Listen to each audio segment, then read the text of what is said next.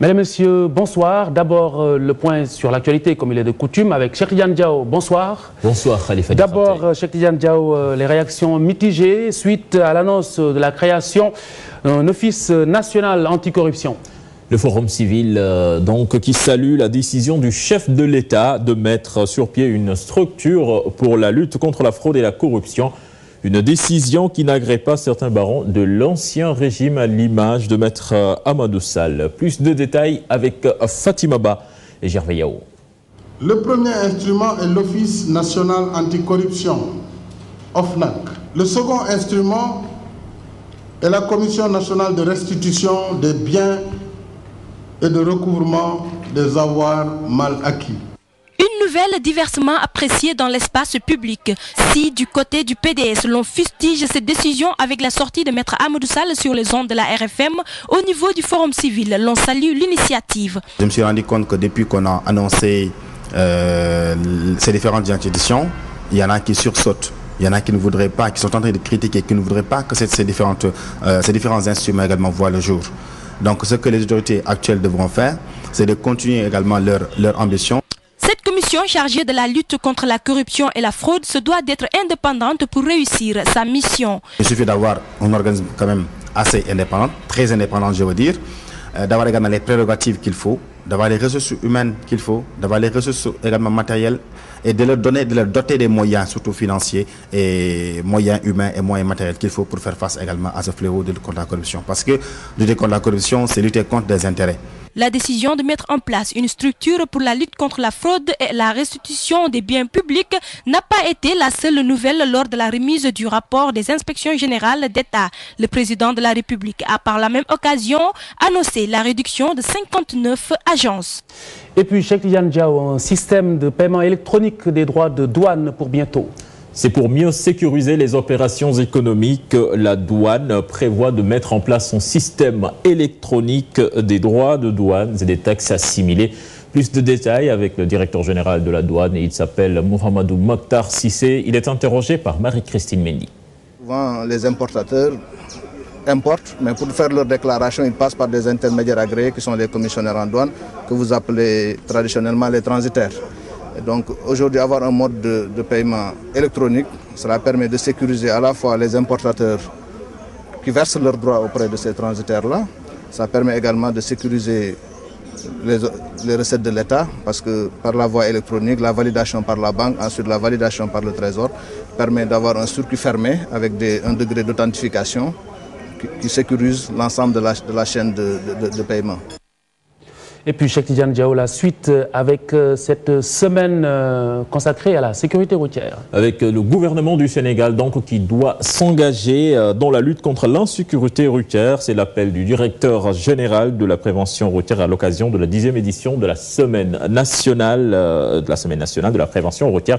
Avec pour thème, quelle solution pour une sécurité routière. Je vous propose d'écouter le directeur général de la prévention routière. Il s'appelle Matar Faye.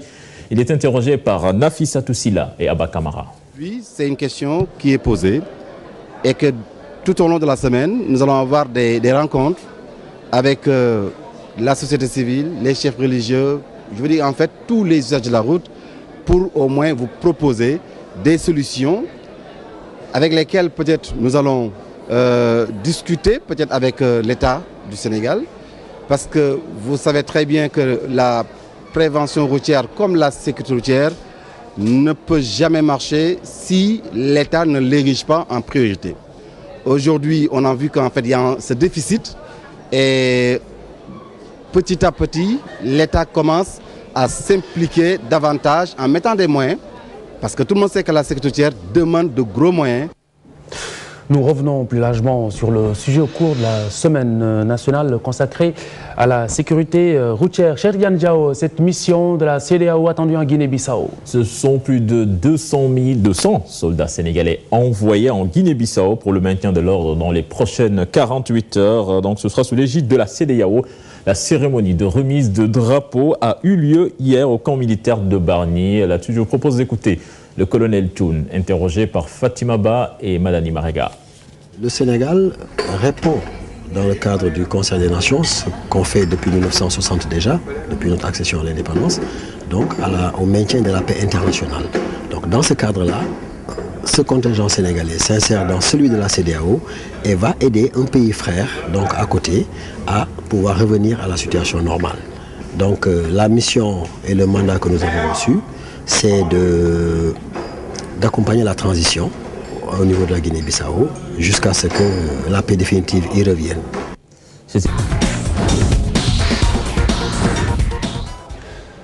La page des sports avec Cheikh Tidiane Diao. Rebonsoir. Rebonsoir Khalifa Diakhaté. Ils seront 24 au lieu de 27 lions à Marrakech.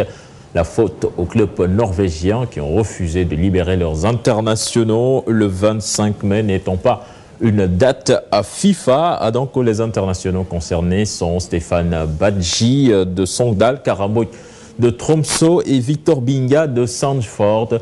Les Lions du Sénégal donc, qui vont quitter Dakar tard dans la nuit pour le Maroc où ils vont disputer une rencontre amicale contre les Lions de l'Atlas. Ce sera le 25 mai prochain.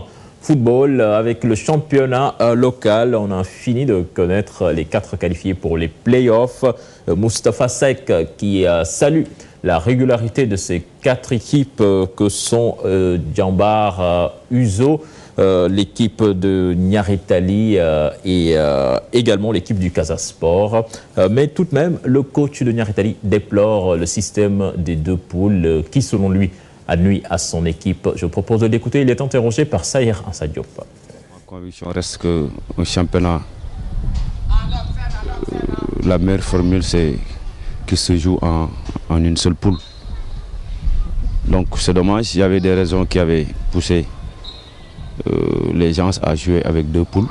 Donc je veux dire la CAN et les élections. Mais aujourd'hui, la meilleure formule restera toujours une seule poule. Mais étant une situation de fait, donc on était obligé de s'adapter. Aujourd'hui, il y a 4 équipes qui sont qualifiées. Donc elles ont été les plus régulières durant ces phases de poule. Basketball à présent, c'est la paix des braves au bureau fédéral de la Fédération sénégalaise de la discipline. Cela fait suite à la médiation du ministre des Sports, El Hadji Malick Gakou. Nous l'écoutons. Il est avec le président de la Fédération sénégalaise de basketball, Baba Tandian. Des propos recueillis par Cheikh Sadibou Diarra et Mardiang. Vous n'ignorez pas que quelques turbulences ont traversé la vie du basket ces derniers moments. Et le président Tandian s'est engagé à côté de l'État à réunifier la famille du basketball sénégalais, à tout faire pour que le basket puisse, dans l'unité et le rassemblement, gagner encore des trophées et des trophées. Il nous a montré ce qu'il a envie de faire pour le basket. Il nous a montré là où il veut aller avec nous pour le basket.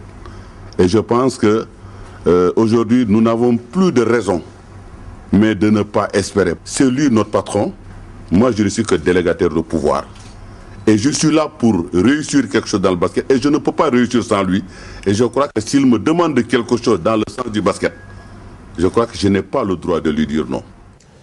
El Hadji Malick Gakou et Baba Tandian, respectivement ministre des Sports et président de la Fédération sénégalaise de basketball. Khalifa, cette fois-ci, c'est vraiment la fin de la page des sports. Et c'est la bonne, c'est la page des sports. Merci Cheikh Tidiane Diao. Et puis je vous le disais tout à l'heure, cette large fenêtre sur le Mali va se poursuivre avec notre invité dans un instant, Bakary Samb, spécialiste relations internationales et diplomatie.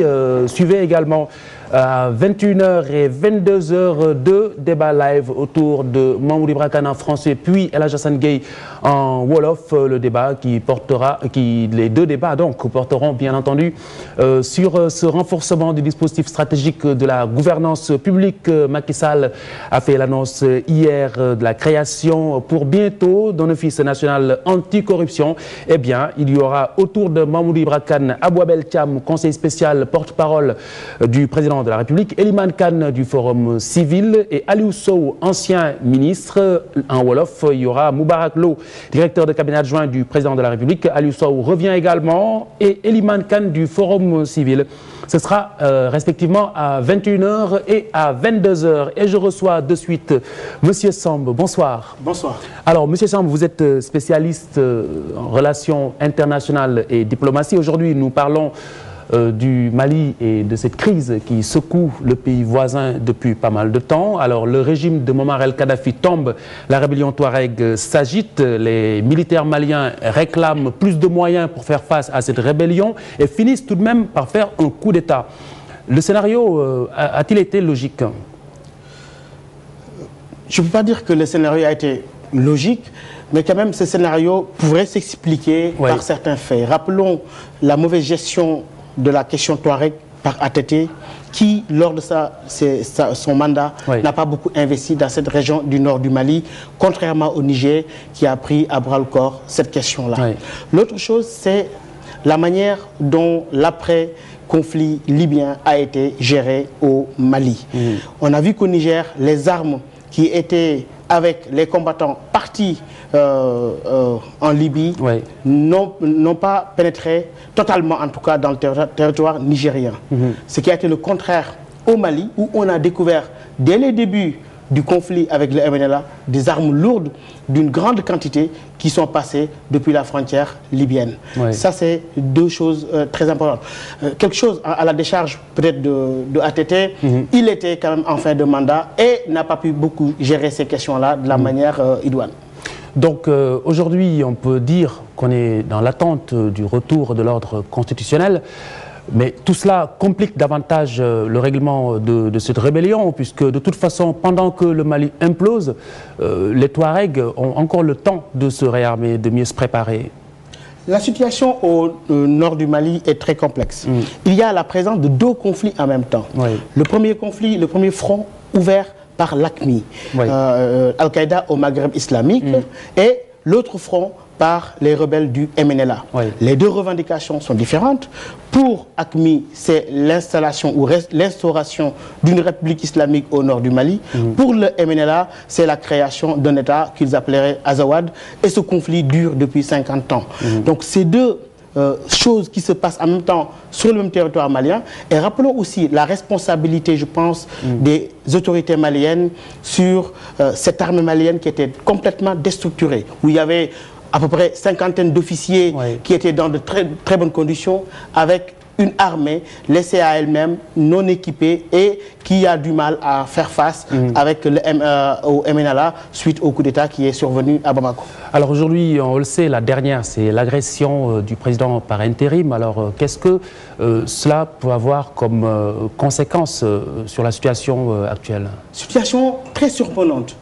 Qui connaît le palais de Koulouba à Bamako? C'est assez hallucinant, oui. Avec la difficulté d'accès à ce lieu, et on en arrive à l'agression d'un président de la République. Roué de coups même. Roué de coups. Ce qui laisse croire à des complicités, à chercher, notamment parmi les membres de la junte. On a vu la manière dont certains membres, certains acteurs de la vie politique malienne ont réagi suite même à la signature de l'accord en disant que c'était l'effet d'annonce. C'est le cas du Parena, c'est le cas du parti aussi de Amadou Toumani Touré qui réagit en disant que ce qui se passe au Mali n'est pas la situation normale que l'on attendait. Et donc c'est d'autant plus compliqué que la CEDEAO elle-même, qui est en train de jouer son rôle. Mais moi je m'interroge, lorsqu'on voit que dans cette crise malienne, la médiation appartient au Burkina Faso, avec Blaise Compaoré, dont l'un des conseillers c'est Moustapha Ouldou, l'imam Sharif, qui lui-même est sous le coup d'un mandat d'arrêt international en Mauritanie pour financement du terrorisme, etc., avec le président Ould Abdelaziz. Moi je me pose des questions. Et ce rôle très important du Niger, du Burkina Faso, et ces rivalités sur le plan diplomatique entre les présidents burkinabés et le président Ouattara, comme avec cette Côte d'Ivoire qui remonte un peu depuis la crise. La question est vraiment complexe et je pense que la situation est trouble et à surveiller davantage. Alors, on sait évidemment que le règlement de cette crise, le retour à l'ordre, passe forcément par le succès de cette médiation.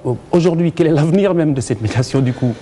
Oui, cette médiation-là, il y a un aspect qui est à gérer, c'est l'orgueil des Maliens qui, on les a entendus tout à l'heure dans le reportage, qui se disent que notre pays va peut-être être occupé par une armée étrangère. N'oublions pas que l'Union européenne et les États-Unis parlent d'un fonds de 400 millions de dollars à débloquer pour financer une opération pour déloger les islamistes du nord du Mali. C'est seulement ce qui les intéresse dans le conflit, ou en tout cas ce qui menace leurs intérêts. Et je pense que si on met sur la table toutes ces choses-là, avec l'intérêt des Occidentaux à contrôler cette région, notamment pour ce qui est de la libération des otages. N'oublions pas que l'imam Sharif a été le médiateur toujours chargé de libérer les otages, que ce soit espagnol ou suisse. Et aujourd'hui, cette zone-là est l'objet de convoitises. Il y a peut-être d'autres choses qui se cachent derrière ce conflit-là, mais indubitablement, c'est un conflit qui vient déstabiliser la région ouest africaine et le Sahel de manière générale, surtout qu'on nous parle déjà d'une crise alimentaire qui se profile à l'horizon. Et un rapport des Nations Unies parle même de 1 million de Sénégalais qui seraient menacés par ce fléau-là. Je pense que ce conflit-là, c'est un conflit à prendre au sérieux et à surveiller davantage parce que c'est vraiment à nos frontières et, si j'ose dire, à nos portes. Alors, dernière question, professeur Samb. Serait-ce naïf de dire que la présence de Amadou Toumani Touré au Sénégal met un peu le pays dans une situation plus ou moins délicate? Oui, il y a eu des interrogations sur l'exfiltration de ATT à partir du Mali pour venir au Sénégal. Mais moi, je crois que nous sommes des Africains. Le Sénégal est une terre d'hospitalité. On ne peut pas reprocher cela au gouvernement sénégalais qui a joué son rôle. Le Mali et le Sénégal, ça ne date pas de maintenant. On était même, à un certain moment, dans une même entité politique quand on parle de Sénémali. Mais ce qui, par contre, est surprenant, c'est cette présence massive, en tout cas cette présence du Burkina Faso comme pays qui joue à la médiation. La Côte d'Ivoire, alors que ces rôles-là, naturellement, étaient dévolus au Sénégal, qui malheureusement a subi les affres de la politique de Wade, sa diplomatie, si j'ose dire, s'il y avait une diplomatie, en tout cas, les dégâts du régime d'Abdoulaye Wade sur la diplomatie sénégalaise qui n'ont pas encore fini d'avoir leur effet sur notre image et notre leadership dans la sous-région. Professeur Bakary Samb, merci beaucoup. Vous êtes spécialiste en relations internationales et diplomatie, c'est bien cela. Merci d'avoir été avec nous ce soir. Mesdames, Messieurs, merci de nous avoir suivis, mais surtout restez avec nous à 21h exactement, dans un peu moins de 30 minutes. Mamoudou Brakan avec Abou Abel Thiam, conseiller spécial porte-parole du président, Eliman Khan, Forum Civil, et Aliou Sow, ancien ministre. Bien entendu, le débat portera sur l'annonce de Macky Sall de mettre sur pied un office national anti-corruption, entre autres questions. Tout cela qui tourne autour de la lutte contre la corruption et cette politique d'austérité du nouveau régime en Wolof. Ce sera à 22h avec El Hadji Hassan Gueye, Moubarak Lo, directeur de cabinet adjoint du président de la République, Aliou Sow, ancien ministre, Eliman Khan du Forum Civil. Ne nous quittez pas.